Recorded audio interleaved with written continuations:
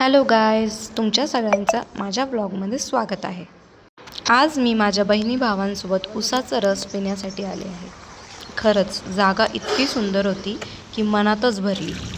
सुंदर असं झाडांना पाणी सोडलेलं होतं आणि मागे मस्त शेती होती।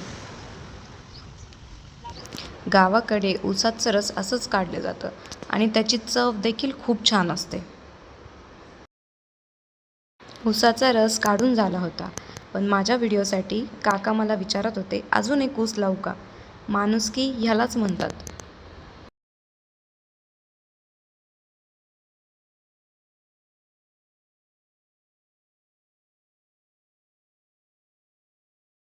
ऊसाचा रस बघून तोंडाला तर पाणी सुटलं होतं।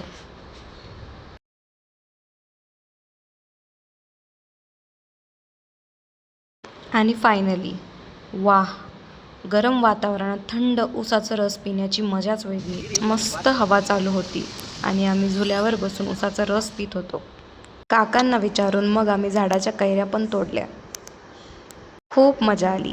स्वतःच्या हाताने कैरी तोडून खाण्याची मजा तर वेगळीच असते।